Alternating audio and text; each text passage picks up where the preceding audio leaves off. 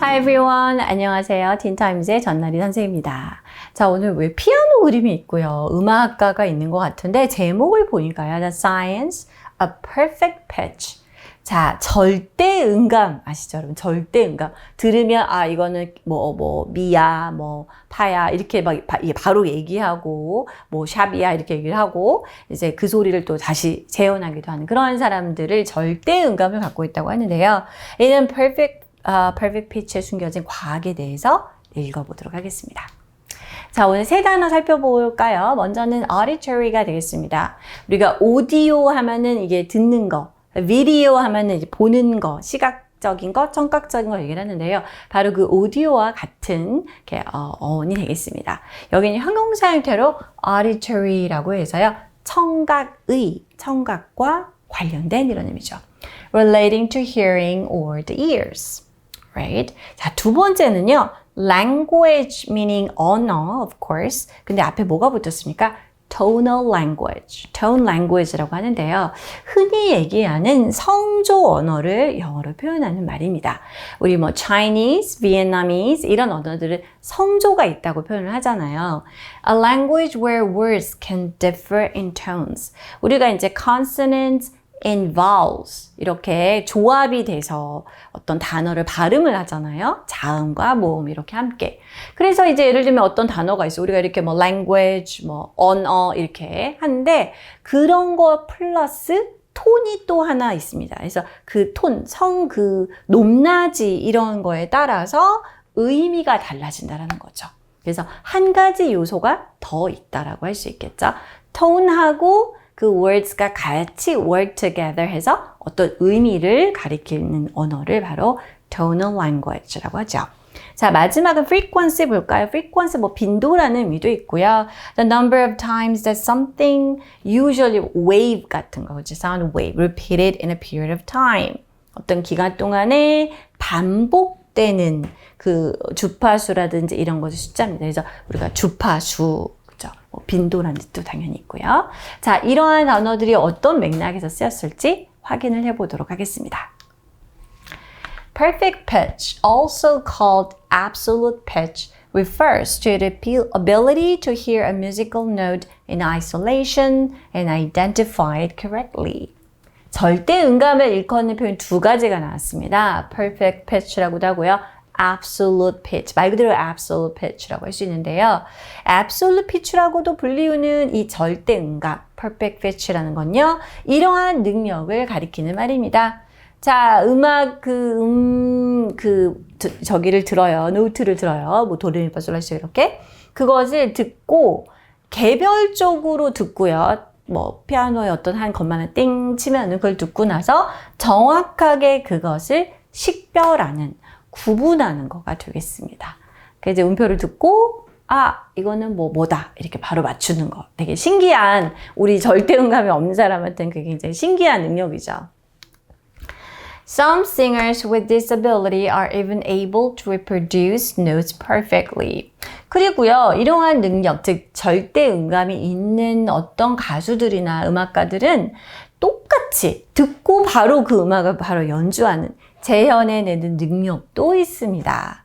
Famous musicians with perfect pitch include Ella Fitzgerald and Wolfgang Amadeus Mozart. 네, 너무 유명한 분들이죠. 이렇게 절대음감이 있었던 음악가들은 물론 이 두 분 말고도 많이 계시지만 그 유명한 재즈 뮤지션인 Ella Fitzgerald라든지 모차르트, Wolfgang Amadeus Mozart와 같은 사람들이 바로 절대음감을 가진 자들이었습니다. Though people used to believe the perfect pitch was an ability that one could only develop in early childhood, later research has shown that people can learn to identify musical notes by ear later in life. 자, 그래서 사람들이 한때는 절대음감이라는 거는 그냥 어때요? 초기 어렸을 때만 이제 이것이 개발될 수 있는 것이라고 능력이라고 사람들이 믿었습니다. 그랬지만 이런 얘기죠. 나중에 연구에 따라서 이러한 것을 보여주었다는 거죠. 사람들이 나중에라도 이제 커서라도 그죠? 자기가 귀로 그 음정을 정확하게 식별하는 방법을 그러니까 절대음감의 어떤 그러한 기술이나 능력을 개발할 수 있더라라는 게 나중에 연구를 통해서 이제 밝혀졌습니다. 이런 얘기죠. With some training, adults may learn to remember notes and correctly identify them even months later with higher accuracy. 자, 일정의 트레이닝을 딱 걸치면은요, 성인들도, 즉, childhood 때 끝난다, 이게 아니고, 성인들도 이러한 음정을 기억을 해가지고요, 그 다음에 정확하게 그거를 분별하는, 식별할 수 있는 걸 배울 수 있다고 해요. 심지어 굉장히 수개월이 지난 후에, 그리고 그 정확도도 매우 더 높은 정확도를 가지고 말이죠. Thus, having perfect pitch is likely connected to a person's auditory working memory or the ability to remember and assign meaning to sounds. 자, 따라서 절대음감을 갖는다는 것은 무엇과 연관될 가능성이 높으냐? 바로 한 사람의 청각적인 작업 기억 능력하고 연관이 되어 있거나 혹은 이렇게 우리가 기억하는 능력인데요. 그 의미하고 사운드를 갖다가 연결하는 이거를 할당하는 그러한 능력하고 연결이 되어 있을 가능성이 있다라는 그러니까 확실히 그렇습니다 라기보다는 그럴 가능성이 높아 보입니다 라는 얘기죠. Language may also influence one's ability to identify musical notes. 자, 그런데 흥미로운 사실은 언어라는 것도 이 한 사람의 이 음정을 갖다가 정확하게 식별하는 능력에 영향을 줄 수 있다는 거예요. 그래서 우리가 성조 언어가 나온 거죠. 예를 들면 speakers of tonal languages in which tone and pronunciation affect the meaning of words may have an easier time developing perfect pitch. 자, 성조 언어를 쓰는 사람들, 아까 for example, like Chinese people or Vietnamese people 되겠죠. 이러한 사람들은요, 이 성조 언어라는 설명을 in which부터 설명을 또 해주고 있죠. 이러한 성조 언어의 특징은 이런 성조와 그 다음에 그 발음이 단어의 의미에 영향을 줍니다. 그러니까 발음이 똑같아도 성조가 다르면 의미가 달라지는 거죠. 자, 이러한 사람들은 may입니다. may. 어쩌면은 좀 더 쉬울 수 있다. 뭘까요? 절대음감을 개발하는 게 성조 언어를 쓰지 않는 사람보다 더 쉬울 수 있다. 이런 의미죠. Additionally, having early exposure to music and learning to play instruments at an early age can make it more likely for one to have perfect pitch. 네, 물론 아까 childhood 때 끝나는 건 아니다라고 했지만 역시 조기 교육이면 무시할 수 없죠. 또한 자, 음악에 일찍부터 노출된 것, 그죠? 그리고 좀 이른 나이에 악기 같은 걸 배우는 것이 아무래도 절대음감을 가질 가능성을 더 높게 해준다는 것도 있습니다. But the best way to predict if someone can develop perfect pitch is a brain response measure called the frequency following response, which looks at people's overall ability to process and classify sounds. 하지만 이거 말고 뭐 성조 언어라든지 어렸을 때 음악을 배웠나의 여부 이런 걸 떠나서 예측하기, 이 어떤 사람이 완벽한 절대음감을 개발할 수 있냐 없냐를 예측하는 가장 좋은 방법은 바로 일명 frequency following response라고 불리우는 이렇게 되어 있네요. 두뇌 반응 측정이 되어 있습니다. 이거는 이제 주파수 응답 반응이라는 것인데요.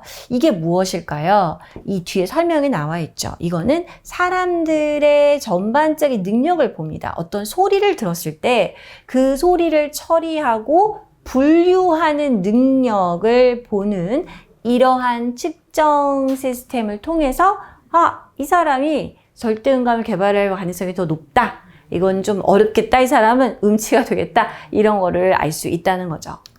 However, the frequency following response can change as individuals can improve this response with practice and training. 자, 그런데요. 이렇게 주파수 응답 반응 같은 경우는요, 바뀔 수 있다고 하네요. 그렇군요. 각 개개인들이 이러한 반응을 갖다 향상시킬 수 있어요. 우리 아까도 사후에 later in life 훈련을 통해서 개발할 수 있다고 했잖아요. 그러니까 이제 연습이라든지 트레이닝을 통해서 이걸 향상시킬 수 있기 때문에 한 사람의 frequency pattern response가 평생 똑같지는 않다라는 거죠. While previously only 1 in 10,000 people was thought to have perfect pitch, it is now considered a more common phenomenon. 그래서 이전에는 이게 변동이 있다는 의미니까 이전에는 10,000명 중에 단지 1명꼴 정도만 절대 음감을 가지고 있다고 여겨졌었는데요.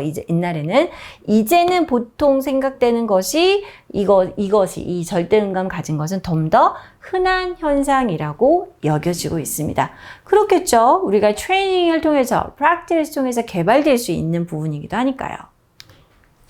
A recent study found that about 4% of music students may have disability, and there are people with perfect pitch in the general population. 최근 연구에 따르면요, 특히 음악을 공부하는 학생들의 4%가량이 이런 절대음감을 가지고 있을 수 있고요. 그리고 일반 인구에서도 절대음감을 가진 사람들이 존재한다고 합니다. 당연히 그렇겠죠? 자, 2번 볼까요? 음조와 톤과 발음이 같이 작용을 해서 단어의 의미에 영향을 미치는 언어를 성조 언어, 중국어 생각하면 아마 쉽게 추측이 되실 텐데요. 성조 언어, 성조를 갖고 있는 언어를 영어로 뭐라고 했나요? Tonal languages 이렇게 쓸 수 있겠습니다. 그러니까 그런 언어 하나가 있는 건 아니니까 tonal languages 이렇게 나올 수 있겠죠. Alright, this is all for today. I'll see you next time. Bye bye.